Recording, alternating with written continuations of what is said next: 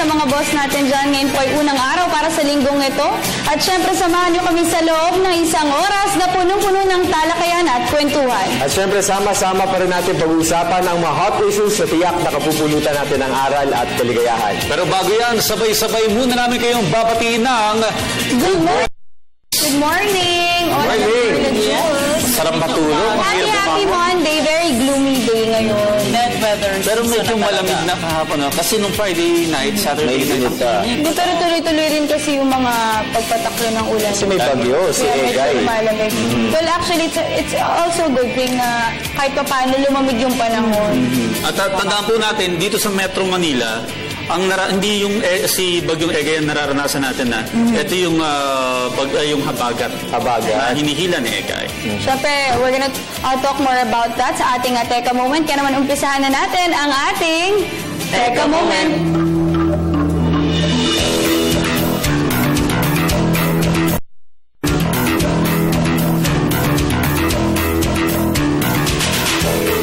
Alright, para sa ating unang Teka Moment, since na-discuss na rin natin yung patungkol kay Bagyong Egay, patuloy pa rin po ang pag-monitor, of course, ng Pag-asa at sinasabi nila na 7 areas na po ang under signal number 2.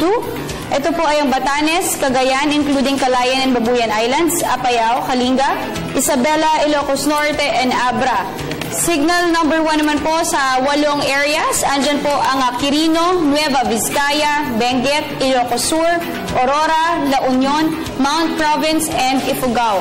Si Egay po ay na-expect to bring moderate to occasionally heavy rainfall within its 300-kilometer diameter.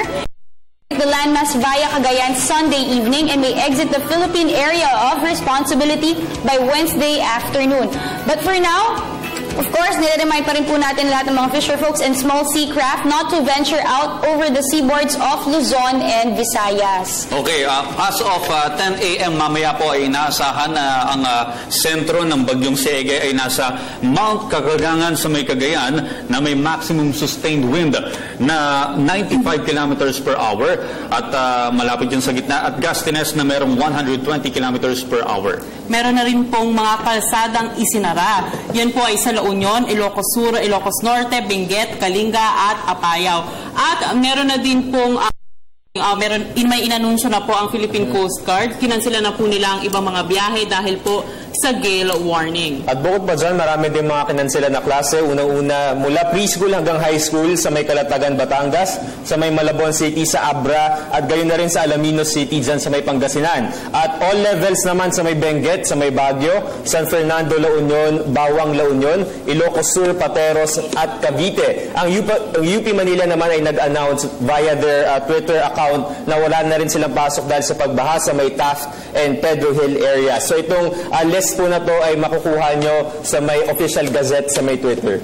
Okay? Alam mo, may mga ibang kalsada din dito sa Metro Manila na may pagbaha, katulad lang sa oo, nakadaan ako dyan. Medyo may onting pagbaha. Kaya nag-tweet ang Mandaluyong PIO nila na walang cancellation for today sa kanila. Alright, so syempre patuloy pa rin po kayo tumutok sa Telebisyon ng Bayan as we give you more updates about Storm Egay at syempre pati dun sa mga eskwelahan na walang pasok. Pati sa Panahon TV, no, hourly nagbibigay ng weather update yan. So, importante pong mag-ingat po tayo. Alright?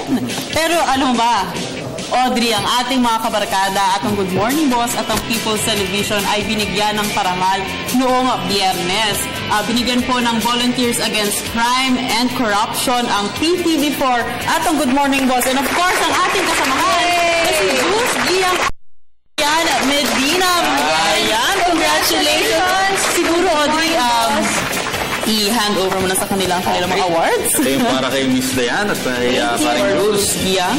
Alright, we'd like to thank Volunteers Against Crime and Corruption for giving us this award. Of course, lalo na sa Good Morning Boss, ang ating programa, and of course, sa People's Television Network. Again, patuloy po namin ibibigay sa inyo ang public service, of course, at patuloy na pinapaganda at pinapalakas ang programa para sa ating mga boss. Again, thank you so much, VACC. Mamaya pag-uusapan natin ito kasi nandito ang chairman ng VACC. Yes, si Mr. Dante. So thank you so much once again for recognizing our efforts. We're just doing our job. Of course, this is our mandate for the people. Alright. So again, marami rin tayo umaga and marami tayong mga live discussion sa pag-uusapan. Jules? Alright, unang-una pag-usapan natin mamaya, yun nga, gaya na nabanggit natin ang paggawad sa Good Morning Boss nitong award na to mula sa BACC. Gaya na rin itong automation of 2016 elections at ang National ID System. Pag-uusapan po natin yan. Mapapanood din natin ang ASEAN TV at ang I Love My Culture. At syempre, maaari nyo rin kami papanood sa via live streaming, ptv.ph. Maaari nyo like aming Facebook page, facebook.com/GMorningBoss. I-follow aming Twitter account at GMorningBoss. At bisitahin na rin ang aming YouTube page, PTV Space PH. Kaya dyan lamang po kayo dahil magbabalik pa ang Good Morning Boss.